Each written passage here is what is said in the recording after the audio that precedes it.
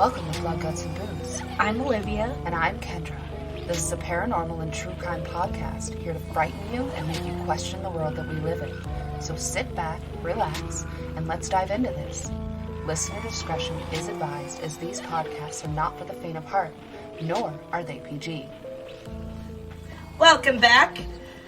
This is our second Canadian episode of the year? Yes, and I believe it's number 5 in total. 5 in total. Wow. Yeah. How's everyone doing? How you doing, Kendrah? I'm alright. How are you? Well, it's a beautiful day. Kinda. Looks like there's some clouds coming in, but there's blue. Definitely looks Canadian outside. With all that fucking snow. Mm-hmm. We just took Levy outside and she was barking and jumping around in the snow trying to take to China. Yep. So we were kicking snow at her and she was going fucking mental. Because it's her favorite thing outside is having snow kicked at her. And snowballs thrown at her. So, for today's case, I decided I was going to cover something I haven't done yet. I also didn't think I would find it in Ontario, of all places. Oh, what is it? There are vampires in Wilno, Ontario. I did not know that there was even vampires in Canada, okay? Right? It doesn't seem like it's a thing, because you just think Dogman, Sasquatch, Wendigos. Serial killers. And serial killers, yeah. And just like ghosts. That's and a about UFO. It. And UFOs, yeah. But I was actually quite surprised. And, of course, the Yukon Beaver Eater. Oh, yes. Can't forget the Yukon Beaver Eater. Yukon Beaver Eater.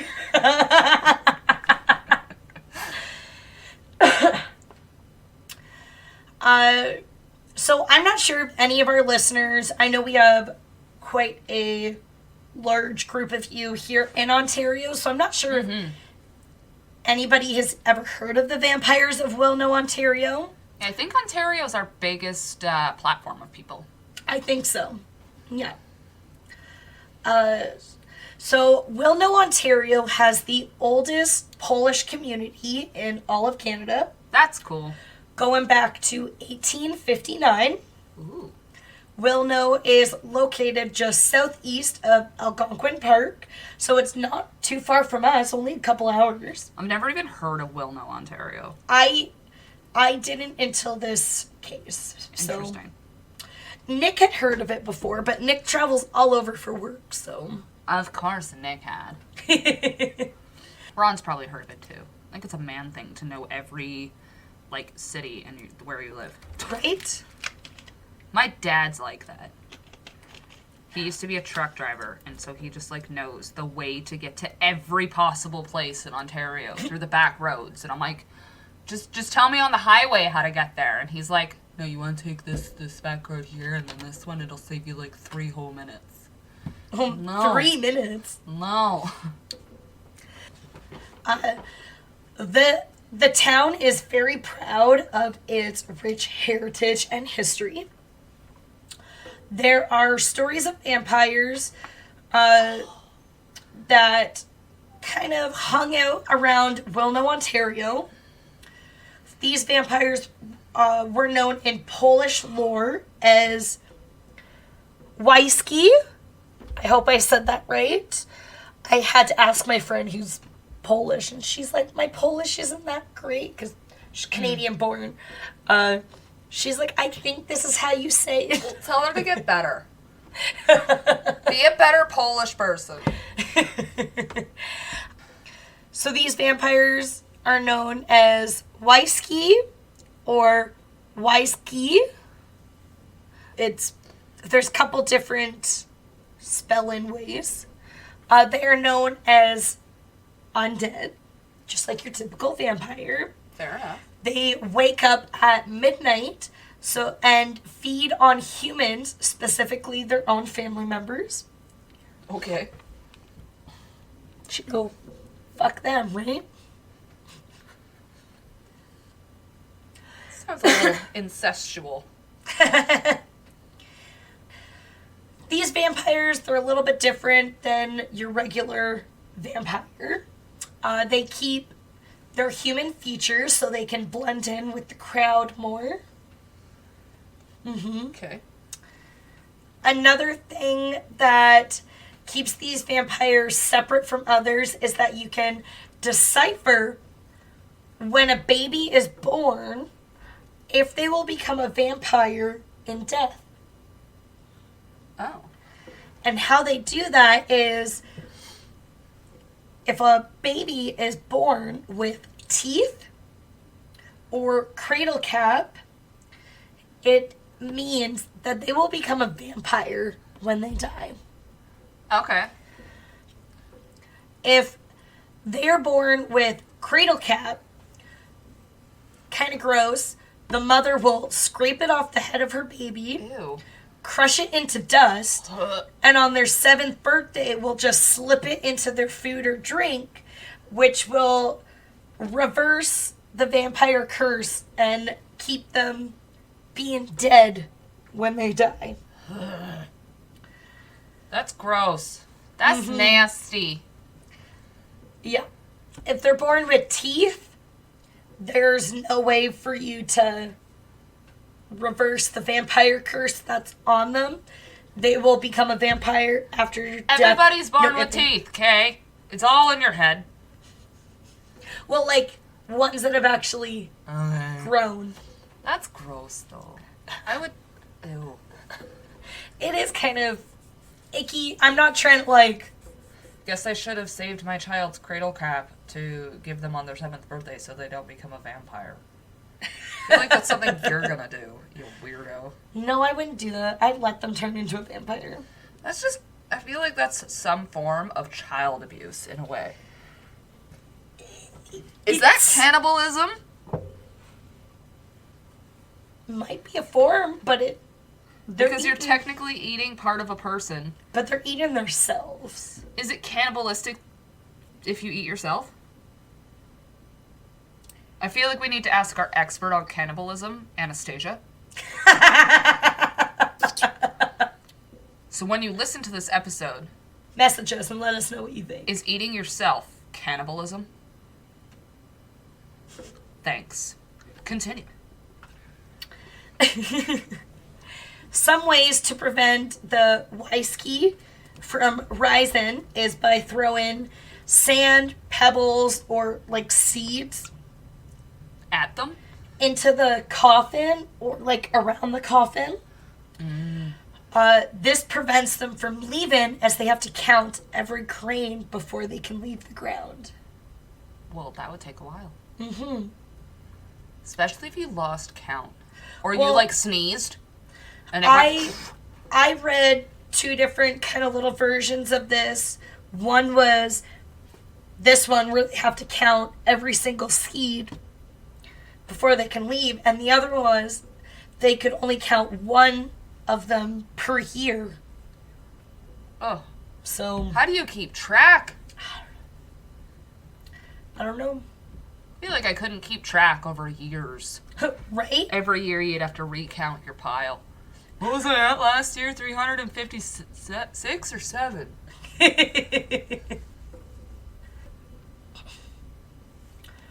You can throw a net onto the coffin, which keeps the vampire in until they have untied every single knot on the net. That's tedious. Some families, when burying their loved ones, would face them down.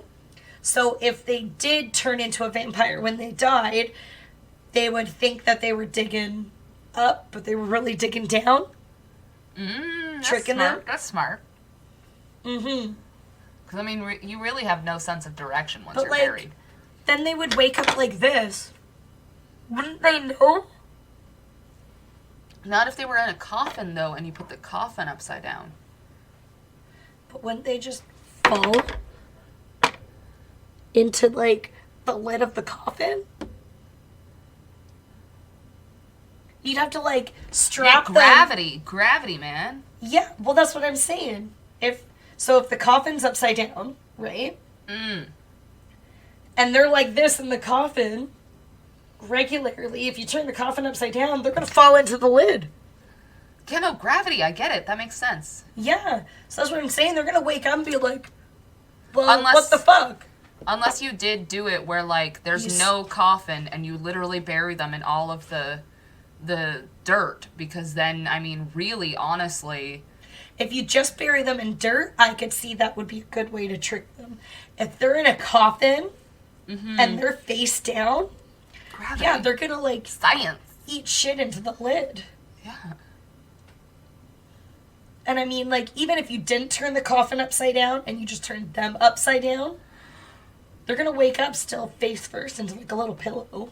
But if you're in dirt, you could be sideways for all you know. You don't care. You don't know. You'd be digging sideways around the whole earth and then end up back and go, what the fuck?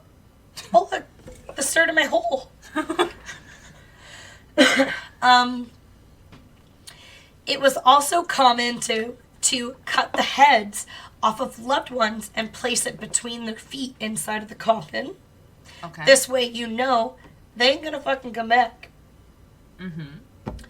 So... That's a supernatural does it. They take off their heads. They're doing it right. Yeah. Yeah. That's where I learned all of my stuff before you. Was by watching Supernatural. That's where all of my knowledge comes from. Hey, there's some really cool episodes on, like, Bloody Mary and shit. There's some cool ones that I want you to cover. Just write them down. Okay, all ones on Supernatural. Are they based on real things? Or are they made up on the show? All the ones that are true. Okay. I was like, I don't want to cover ones that the show has made up. So, a lot of people weren't really aware of this vampire lore until a man named Jan Louis Porowski came to visit Wilno, Ontario. He was born December 29th. Oh my god, the day after my birthday again. Why? In 1939.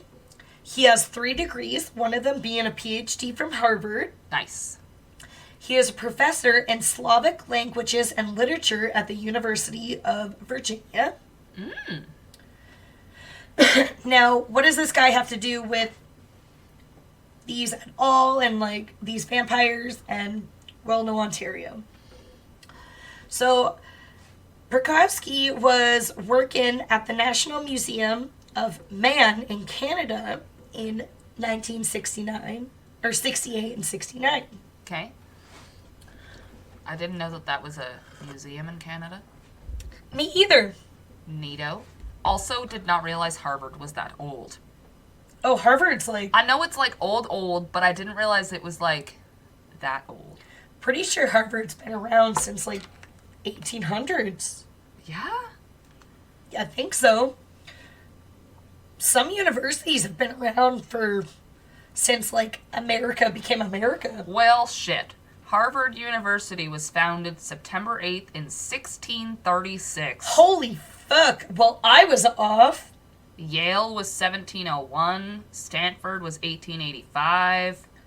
How haunted Princeton is Harvard being that fucking old? I don't know. Princeton was 1746. And what was the other one he went to? University of Virginia. Let's see.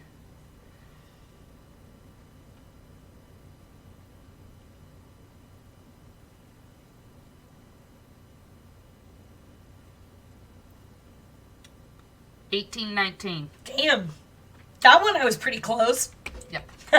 Holy fuck. It's from the 1600s. I did not realize that Harvard was that fucking old. I thought it was like 1800s. I didn't think it was going to be 16. That's insane. Huh. Oh my god. It's like fucking 450 years old. Jesus Christ. Holy shit. No wonder everyone wants to go there. Yeah. It's like the place. So he was conducting research about the Kashuban Polish folklore and traditions in Wilno, Ontario for the Canadian Centre of folk culture studies. He wrote a paper in 1972 called Vampire Dwarves and Witches Among the Ontario Cashubs. We have dwarves too? Apparently. And witches? Heck yeah. Cover that. Are they the 7 dwarves? I don't know. They made me so happy.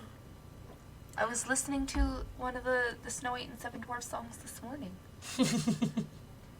With the child? No, the washing song. Yeah, with the child? Child? Yeah, with your child. No, with myself. Oh. Just by myself. Oh, you're so cute.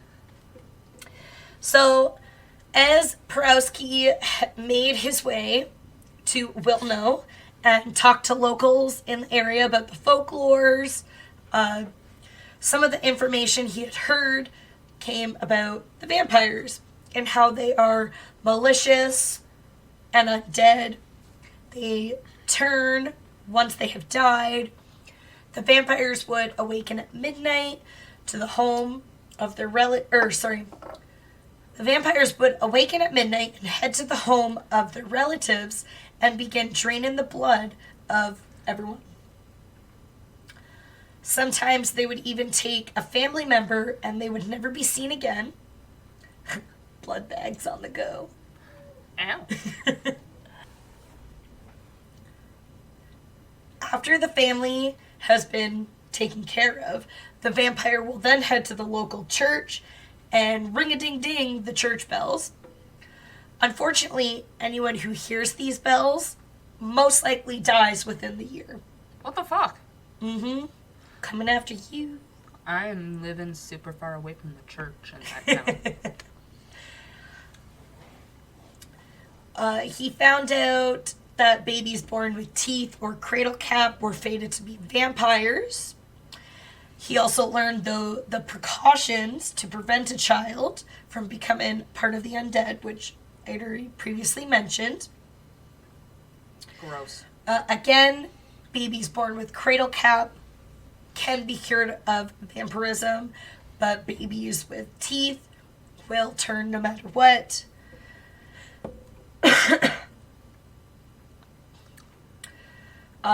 Perkowski also learned what the townspeople did to keep vampires in their graves, and if all else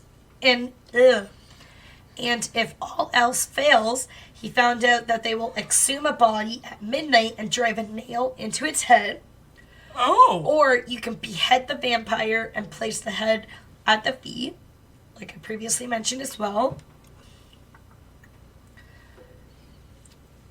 Here is a quote from one of the interviewees on mysteriesofcanada.com. There was a lot of that at Wilno in the graves. They would open graves, they cut off the heads when they die and were born vampires and are not seen to. Then they have to dig up the graves. First, he carries off his relatives, and then as far as the bell rings, it happened at Wilno. They have dug up many, but it was not revealed. They had to dig up and cut off the head while he sat up in the coffin. End quote. A little jumbled, but I feel like nowadays that is breaking a bunch of laws.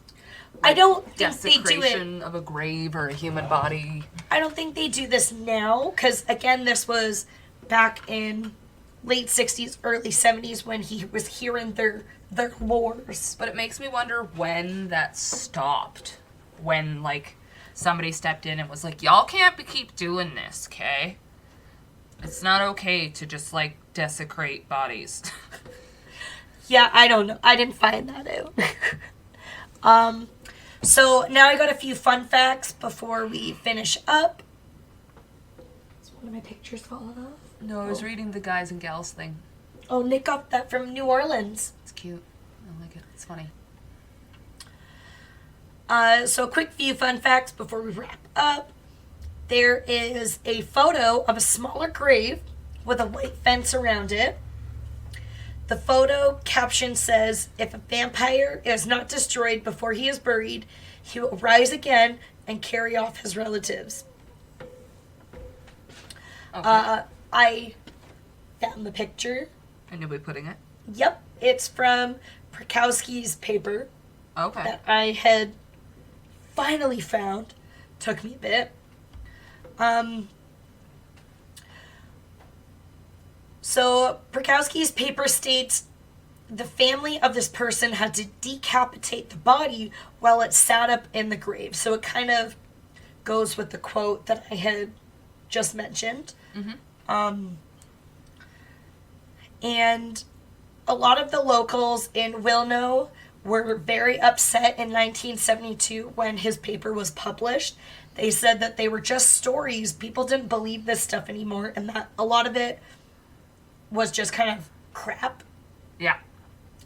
They they were really unimpressed with it.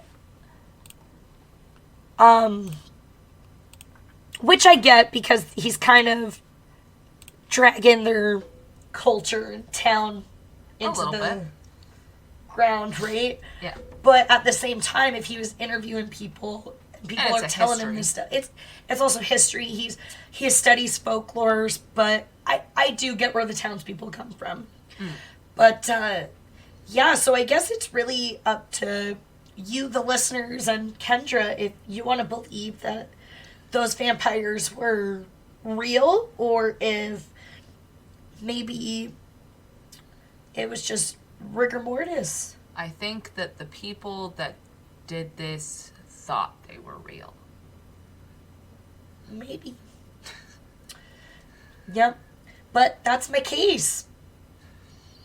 Vampires of Wilno, Ontario. Very interesting. I'm still very unaware that we had vampires. I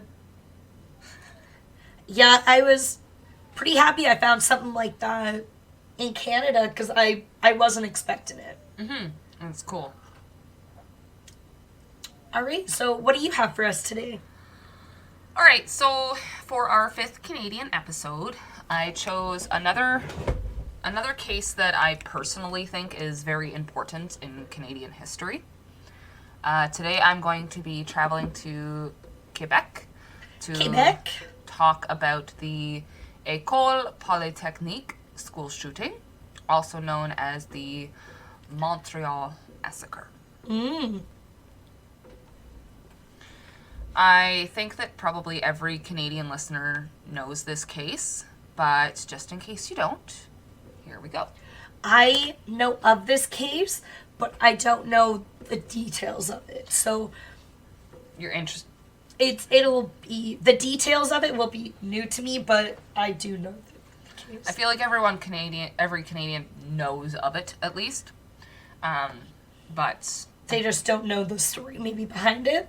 Not as much detail as I'm going to give. Well, and it's crazy too, because like school shootings, they're not.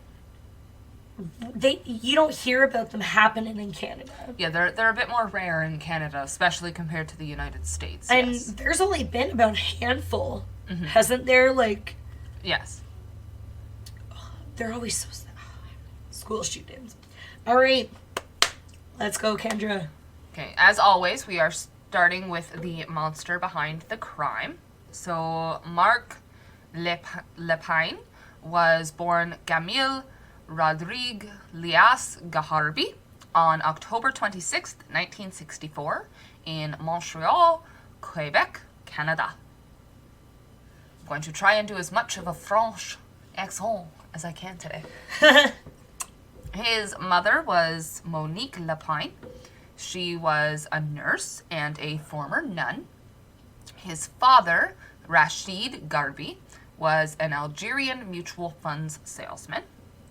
Now, Rachid was extremely abusive towards his wife and children. He was caught cheating once as well, and had a belief that women were only meant to serve men. He discouraged any tenderness towards his children, as he viewed it as spoiling. He was a piece of fucking shit. I'm telling you right now. Yeah. In 1970, Rashid hit Mark so hard in the face that he actually had a mark remaining after a week. And Monique finally decided to leave and filed for separation. The separation was finalized in 1971, and they were officially divorced by 1976. Rashid stopped contact with his children shortly after the separation and only paid child support twice. Wow. He really is a piece of shit. Yep. Monique then returned to nursing school to support her children.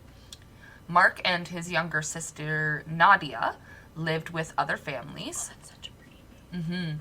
And saw their mother on only weekends. Mark was considered very bright, but withdrawn, and had difficulty with peer and family relationships. I can understand a little bit. That makes sense. At age 14, he legally changed his name to Mark Lapine, stating that his, quote, hatred of his father was the reason. Yeah, because he had the same name as his dad, right? Yeah, that makes sense. So he changed it to his mother's maiden name. Oh, okay. Mark was withdrawn as an adolescent and teenager. He hated his sister, despised her. I mean, what brother and sister doesn't? But I mean, at the same time, he, really, really hated her. As she constantly bullied him. He also was extremely self-conscious about his acne. And his mother grew concerned and signed him up for a big brother. Sorry, I'm laughing because you wrote ache. Oh, I did. I did write Concerned ache about his ache. instead of acne. Yeah. But yeah, for those who aren't in Canada, because I don't know if that's just a Canadian thing. Big Brother and Big Sisters, I didn't write it in here, but it's basically this program where an adult hangs out with a kid, and they're or even an older teen. Yeah, hangs out with a kid, and then it's usually for children who don't have a male or female role model to look up to, or to do stuff with, or they're in foster care or something. Yeah, it gives them the chance to have that big brother or big sister feeling. And then someone takes them out to actually do fun stuff. Yeah, they go camping and shit. They do crazy stuff. Bowling, and laser tag. And yeah, they're here in our area. I know there's a big bowling thing every year for it. Yeah. Yeah. I think it's a cool program. It is. It's good because I think stuff like that really can help people who, especially kids who need that help. Yeah, and a lot of shy kids, it helps them too, because then Yeah. they actually have somebody to talk to who's not, a parent. Well, exactly. Sometimes it's easier talking to what would be your brother or sister than mom, dad, therapist, you know. Or, yeah, I guess it is an American thing too, because I remember seeing it's on That 70s Show. And it's on 27 Dresses. So yeah, anyone who's out of North America, I guess, that's kind of what it is. So for 2 years, the experience did seem to be very positive for Mark. But sadly, the experience ended very abruptly when the big brother that he had was detained for suspicion of molesting young boys. Ooh, that's kind of icky. The big brother and Mark both did deny, though, that any molestation happened between them. Mark then developed an interest in World War II and Adolf Hitler. Along with action and horror movies. He also owned an air rifle and used it to shoot pigeons near his house with his only friend. He was extremely responsible at home, though, by cleaning and doing repairs while his mother was at work. He was a very good son. Mark then applied for the Canadian Forces at age 17 in 1981, but was rejected after his interview. Oh, do you know why? Basically, the Army didn't, or Canadian Forces, I guess, didn't really put out that much of a statement, other than the fact that by his interview, they did not find him suitable to join. Maybe he wasn't Maybe all they had there. to ask, like, more personal stuff, and maybe they thought he wasn't mentally prepared for something like that. He had some views. We'll get into them. He had some views. I thought I had to sneeze. At age 18, his family moved to St. Laurent to be closer to his mother's work. It was also closer to the cégep that Mark would be attending, which is essentially French for college. In August 1982, Mark began a 2-year pre-university course in pure sciences at Cégep de Saint Laurent. He also worked part-time at the hospital that his mother worked at.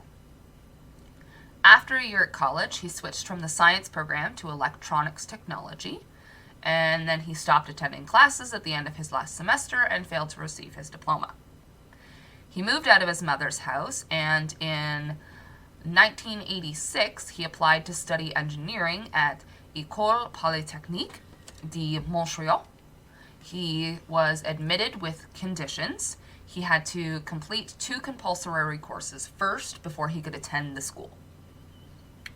I believe that they were the 2 courses that he didn't finish in order to get his diploma. So in 1987, he was fired from his job for aggressive behavior as well as disrespect for superiors and carelessness in his work. He was extremely angry about being fired and described a plan to commit a murderous rampage, then commit suicide. And his friends noted that he had become unpredictable by this point. And then around the beginning of 1989, he began talking about how he wanted a girlfriend, but he was horrible at talking to any sort of female. He bossed them around and expressed to other men about his dislike of feminists, career women, and women in traditionally male occupations, such as police force, stating that women belonged at home, caring for their families. He applied again for École Polytechnique, but was rejected as he had not completed the courses that they wanted. This again made him very angry, and he blamed women for taking men's spots. In August 1989, Mark picked up an application for a firearms acquisition certificate, and by mid-October he received his permit. On November 21st, he purchased a Ruger Mini 14 semi-automatic rifle at a local sporting goods store. He had told the clerk that he was going to use it to hunt small game. On December 2nd, he brought his mother a present, even though her birthday was several weeks away. He also brought 2 bags of belongings with him, which she did not discover until long after the shooting. And then on December...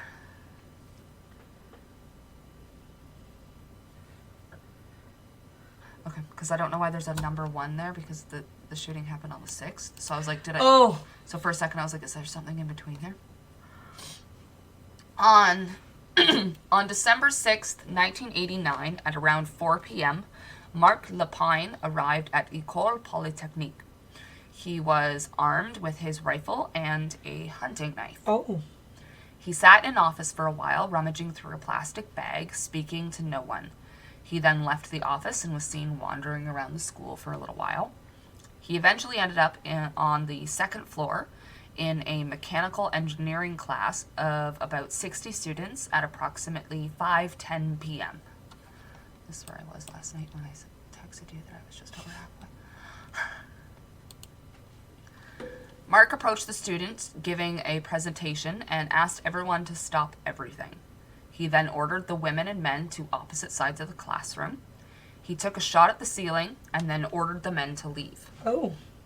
He basically took the shot because a lot of them thought it was some sort of joke, and that proved that it wasn't. Yep. He's like, I'm not fucking around. Yeah. He then asked the 9 remaining women whether they knew why they were there.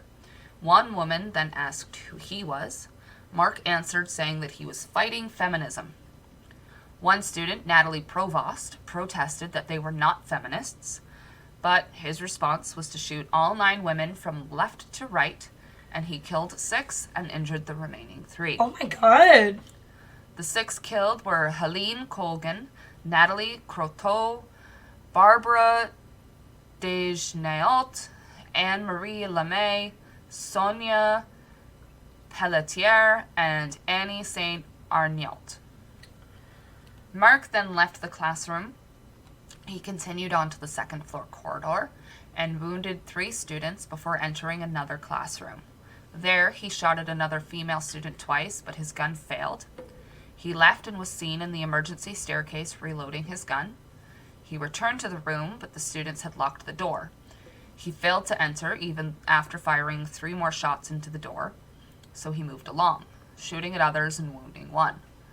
He made it to the financial services office and shot and killed Maurice Lajanière through a window in a door that she had just locked. Mark then went down to the first floor cafeteria where about 100 people were gathered.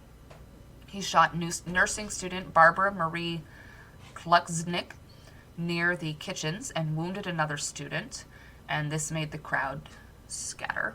Yep. Mark then entered an unlocked storage area at the end of the cafeteria. He then shot and killed Anne-Marie Edward and Genevieve Bergeron, who were hiding there. He then told a male and a female student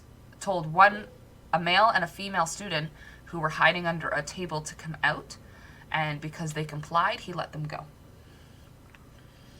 Mark then walked up an escalator to the 3rd floor, where he shot and wounded 1 female and 2 male students in the corridor. He then entered another classroom and again instructed the men to get out. Mark shot around and wounded Maurice Leclerc. He then fired on the students in the front row of the classroom and then killed Maud Haviernick and Michelle Richard, who tried to escape the classroom. He moved towards more female students, and he wounded 3 more and killed Annie Turcott. He then changed the magazine in his weapon and moved back to the front of the class and began shooting in all directions. Maurice asked for help, and he responded by taking out his hunting knife and stabbing her 3 times, killing her. He then took off his hat and coat, wrapped his coat around the rifle, exclaimed, "Oh shit," and shot himself in the head. Oh, shit. The attack lasted 20 minutes. The Quebec and Montreal governments declared 3 days of mourning. A joint funeral was then held for 9 of the women on December 11th, 1989. There were thousands of mourners, which also included the Prime Minister of Canada at the time, Brian Mulroney. Mark's suicide note was left in his jacket pocket. You can find the English version on his Wikipedia page. He blamed feminists for the attack and even had a list of 9 women who he had intended to kill before the shooting, who he considered feminists, but basically stated that the reason that they lived is because he ran out of time that morning and was running late.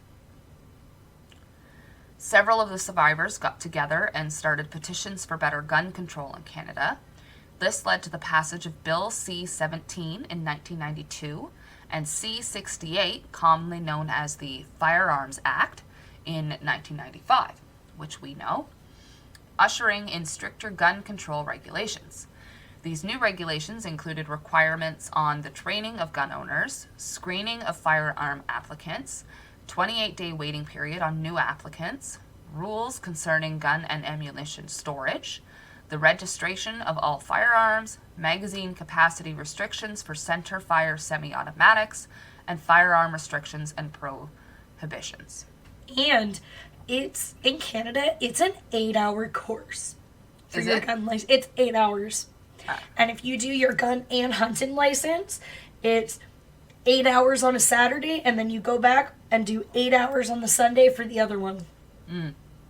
Yeah, it's not easy to... They make it really tough because they don't want stuff like this to happen again.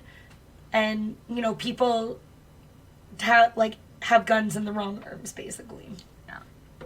So December 6th is now marked as the National Day of Remembrance and Action on Violence Against Women in Canada. Many Canadians wear white ribbons on this day in support, and many people gather in front of the school every year on December 6th and place white roses. Oh, I love that. This past December was the 32nd anniversary. Oh, wow. And our Prime Minister, Justin Trudeau, was there. Okay. Yeah. And I do have a little bit of trivia. There is a movie called Polytechnique that came out in 2009, which is a dramatization of the crime.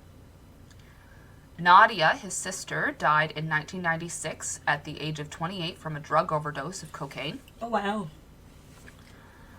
Between October and December, Mark was spotted at least 7 times at École Polytechnique. He was probably scoping out where he wanted to go, who he wanted to target. Mm-hmm. Mark was extremely punctual on his rent, and he didn't pay his rent for December in 1989. Suspicious. Mm-hmm. After the first shooting, Mark wrote shit twice on a student project before leaving the room. Maurice Leclerc, the girl who was stabbed the last murder, her father was actually the Montreal Police Director of Public Relations, and he's the one that found his daughter's body. No. Oh, my goodness. Oh, her poor dad. There is a page dedicated to this tragedy on the college's website. 2 students have committed suicide after the event and left suicide notes confirming that it was because of the shooting. There have actually been 3 fatal school shootings in Montreal, Quebec. Wow. École Polytechnique in 1989, Concordia University in 1992, and the Dawson College shooting in 2006. Wow, I didn't think there was one that recent. Monique Lapine stayed silent until 2006 after the Dawson College shooting. In 2008, she actually published Aftermath, a memoir of her own journey through the grief and the pain of this incident. And that's it. Wow, that was intense. Yeah, but I feel like it's a pretty important one in Canadian history because there has been announced a national day because of it. Yeah. It definitely was. It impacted Canadian history. Yeah. Well, condolences to all the families that went through that, and for the people who had ended their lives because of it. We're, sorry that those you families have to go through all that. No one should have to go through it. No. Wow. Yeah, I didn't know those details, and that was, like I said, intense. Yeah, and I mean, I've already covered 2 school shootings in America, so I figured I would cover one of the very rare ones, too, in Canada. Because, like me and Olivia have mentioned, it's not as many by any means. Like, I think in total, we've had a certain number that America has hit in a year, which is very sad. It's not like a joke I'm making or anything. Like, it's very, very sad that they happened in the first place. Mm-hmm. But, at the same time, it does happen here, too. Mm-hmm. Just not as much. Yes. Yeah. Yeah, wow. I mean, Crazy. we just had a mass shooting, 4 or 5 years ago in Nova Scotia. Yes. Where the guy pretended he was a police officer and went around and shot a whole bunch of people. Mm-hmm. Yeah. That was a pretty sad day. It was, yeah. And I think it was 2 weeks ago, a kid brought a gun to school in Toronto and shot somebody. Oh, wow. Yeah, and then tried to shoot a different one, but the other one escaped. But he shot and killed somebody at school. World's turning into a crazy place. Yeah, it does happen. I've got a lot of crime for Canada that I think that people probably don't know about, but I've also got a lot of famous ones. you should definitely cover more of those non-famous ones. I'd like to hear a Kind lot. of like when I did Dana Bradley. Yeah, like I want to hear because I know with Canadians, a lot of people know Carla and Paul. They know Russell Williams. Russell Williams and Robert Picton, which you've already covered. Mm-hmm. I'm blanking on his name. Don't fuck with cats. Oh, yes. Luca Magnotta, whatever his name is. Kendrah, The Highway of Tears. And I feel like, Butterbox Babies is generally pretty well known. Amanda Todd was pretty well known. Yeah, and, a lot of people know a lot of the, facts of those ones. So I think it would be cool to hear some of the more lesser famous ones and how much the media doesn't cover with those kind of stuff. Like, Well, I'm slowly trying to make my way through every province and territory right now. And then do loops back. But that's how I feel like I was able to find something so unknown when I did Newfoundland, because not many people think of that as the crime. It's, here in Ontario or out in BC. exactly. There's a lot of it. Or Manitoba. Or Quebec. Manitoba's pretty bad. I will say that my toughest, I think, is going to be none of it. Oh, you're not going to find any... You're not... There's going to be none of the crime of the... None of it's full of fucking crime. It's just trying to find one. They're full of crime. Full of it. I'll have none of it. Well, I think that's everything for this week. Yes. Do you have anything to add? Nope. That's basically it. Just tune in next time, and I will try to find a different province or territory to cover.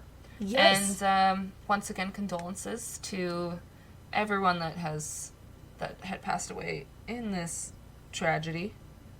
Mm-hmm.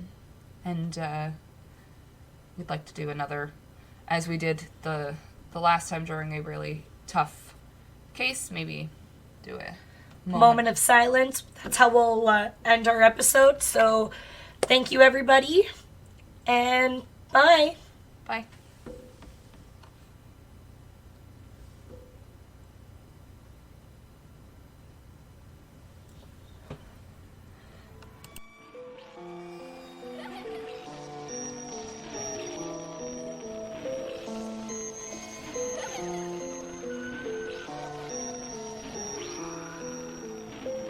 Special thanks to Dylan Sears for the theme song and Sally Gunter for the cover art.